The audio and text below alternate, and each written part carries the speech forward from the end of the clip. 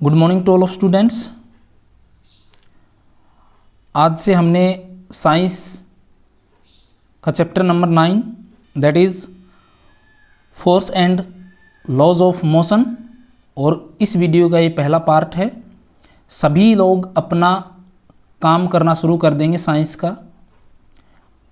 इसी वीडियो को देखते हुए आप डेफिनेशन नोट करेंगे फेयर नोटबुक के अंदर। घर में रहेंगे, सुरक्षित रहेंगे, बेवजह बाहर नहीं निकलेंगे। अभी बाहर का माहौल इतना अच्छा नहीं है, तो इसलिए जो आपको वीडियो के माध्यम से जो नोट्स आपको भेजे जा रहे हैं, आप बिल्कुल अपनी फेयर नोटबुक के अंदर साफ साफ करेंगे और लिखना शुरू करेंगे और रोज़ काम भेजना शुरू करेंगे। आपका टेस्ट भी हुआ करेगा। तो चलिए हम पहला पार्ट जो है शुरू करते हैं। देखिए, इससे पहले वाली जो हमने स्कूल के अंदर क्लास लगाई थी उसके अंदर मोशन के बारे में स्टडी किया था, रेस्ट के बारे में स्टडी किया था, uniform motion, non uniform motion, इन सब के बारे में हमने स्टडी किया था। तो आज उसी के बारे में हम स्टडी करेंगे कि ये जो मोशन है ये होता किस वजह से है।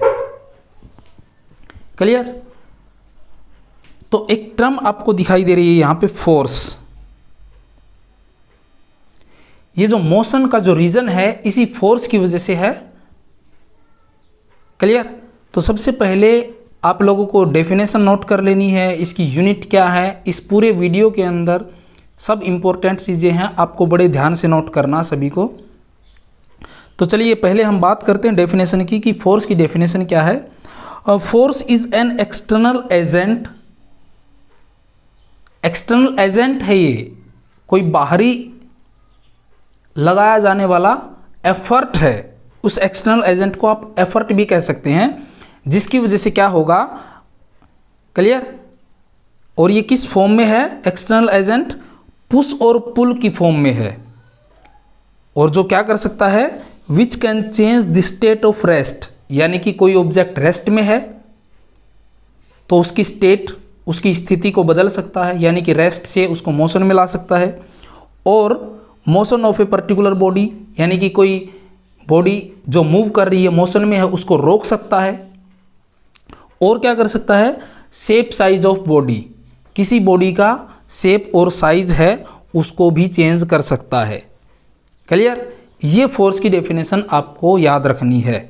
अगेन एक बार फिर से रिपीट कर देते हैं हम कि force is an external agent in the form of push और पुल which can change the state of rest or motion of a particular body or shape size of body।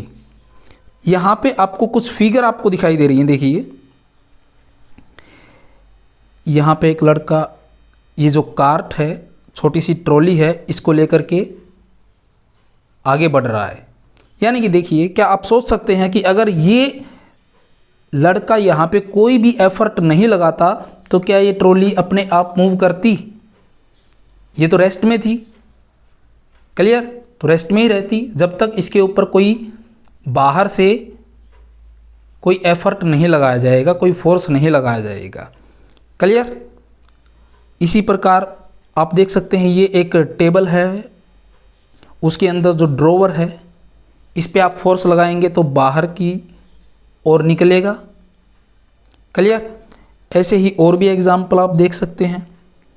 यहाँ पे देखिए, अभी पहले वाली फिगर में इसमें आपको दिखाई दे रहा है ये हॉकी है इस लड़की के पास में, और ये बॉल इसके पास में रखी हुई है। क्या बॉल अपने आप एक जगह से दूसरी जगह पे गई? नहीं। दूसरी फिगर में आपको दिखाई दे रहा है इस लड़की ने इस बॉल के ऊपर हॉकी की हेल्प से एफर्ट लगाया तो ये एक जगह से दूसरी जगह पे मूव हुई। क्लियर? यानी कि किस रीज़न क्या है इसके पीछे? रीज़न है इस लड़की ने फोर्स अप्लाई किया इसके ऊपर। और देखिए, एक स्प्रिंग आपको दिखाई दे रहा है, अभी ये अपनी जगह पे ऐसा का ऐसा रखा हुआ है। क्लियर? अगर आप इस साइड से भी इसको खींचना शुरू करते हैं और इस साइड से भी खींचना शुरू करते हैं तो ये जो स्प्रिंग है, इसका साइज आपको बढ़ा हुआ देखने को मिलेगा। क्लियर? या फिर आप दूसरे वर्ड्स में इस स्प्रिंग को इधर से भी और इस साइड से भी आप फोर्स अप्लाई करना शुरू करते हैं तो ये कंप्रेस हो जाएगा। क्लियर? या तो इसका साइज बढ़ जाएगा या ये कंप्रेस हो जाएगा। यहाँ पे आपको क्या देखने को मिली, शेप चेंज हो रही है। क्लियर?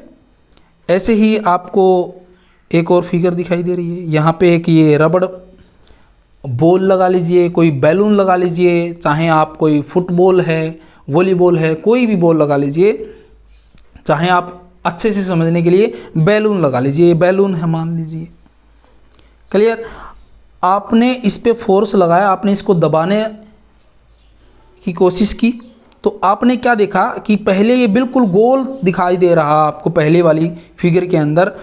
अब जैसे ही आपने फोर्स लगाया तो इसकी शेप क्या हो गई है, चेंज हो गई है। क्लियर? ये चीज़ आपको ध्यान रखनी है कि अगर आप किसी चीज़ पे फोर्स लगाएंगे, एफर्ट लगाएंगे, तो आप या तो उस ऑब्जेक्ट की शेप चेंज कर सकते हो, साइज चेंज कर सकते हो, रेस्ट में है तो उसको मोशन में ला सकते हो, और मोशन में है तो उसको आप रेस्ट में ला सकते हैं, यानी कि आप उसको रोक सकते हैं। जैसे आपकी तरफ कोई बॉल आ रही है और आप उसको एफर्ट लगा करके रोकना चाहें तो रोक सकते हैं। चलिए अब हम और थोड़ा सा इसके बारे में बात करते हैं कि ये फोर्स जो है एक फिजिकल क्वांटिटी है, तो क्या इसकी यूनिट होगी, इसको किस में मेज़र करना है, इसको कैसे रिप्रेजेंट किया जाएगा।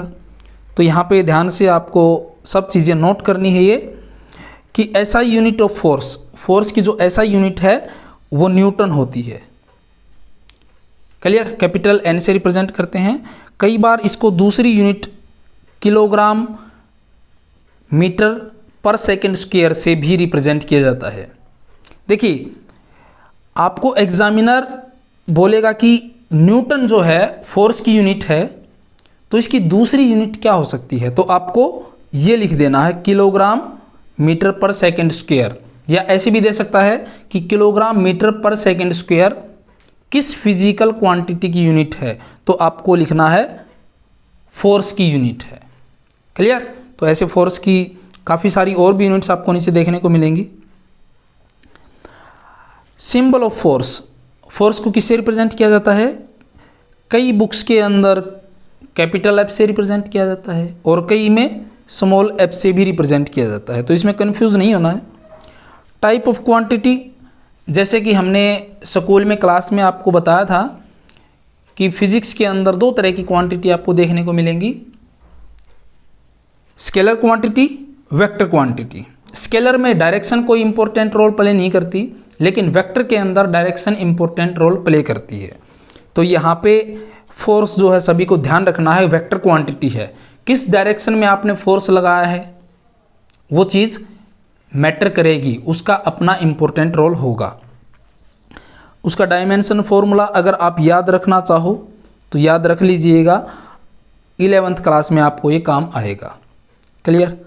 और अब लास्ट जो है अदर यूनिट्स, कुछ स्पेशल यूनिट्स भी हैं, अलग अलग कंट्रीज़ के अंदर इनको यूज़ किया जाता है, जैसे डायन, पाउंड फोर्स, किलो पौंड, पौंडल, किप। आप याद रखना चाहें अपनी एक्स्ट्रा नॉलेज के लिए तो इम्पोर्टेंट रहेगा आपके लिए ये भी। तो ये सब काम जो है आपको नोट करना है। अब देखिए कि इस फोर्स की वजह से क्या क्या इफ़ेक्ट आपको देखने को मिल सकते हैं। क्लियर? किसी भी चीज़ पे आप फोर्स अप्लाई करेंगे तो क्या इफेक्ट आपको देखने को मिल सकता है। पहला यहाँ पे लिखा हुआ, force can make a body that is at rest to move, यानी कि कोई बॉडी आपकी रेस्ट में है, आप उस पर फोर्स अप्लाई करके उसको आप एक पॉइंट से दूसरे पॉइंट पे मूव करा सकते हैं। जैसे मान लीजिए यहाँ पे कोई बॉल रखी हुई है, ठीक है, आपने इस पर फोर्स अप्लाई किया और आपने इस पॉइंट पे उसको मूव करा दिया। क्लियर? ऐसे ही फोर्स और देखिए क्या कर सकता है, force it can stop a moving body और स्लो इट डाउन, यानी कि अगर आपकी तरफ कोई बॉल आ रही है तो फोर्स आप अप्लाई करके उस बॉडी को रोक भी सकते हैं और उसकी स्पीड को स्लो भी कर सकते हैं। It can accelerate the speed of a moving body, ये बहुत ज़्यादा स्पीड भी बढ़ा सकता है किसी बॉडी की। ठीक है, जैसे बाइक वगैरह चलाते हैं तो आपने देखा होगा, रेस जैसे ही आप हाथ से घुमाएंगे तो तेज़ भागने लग जाएगा। और देखिए क्या कर सकता है, it can change the direction of a moving body along with its shape and size. इसके साथ साथ ये शेप और साइज को भी चेंज कर सकता है। क्लियर, ये सब पॉइंट आप लोगों को नोट करने हैं। किसी को कुछ भी डाउट हो बेझिझक पूछिएगा। कल हम और ज़्यादा डिटेल में बात करेंगे। Thank you very much.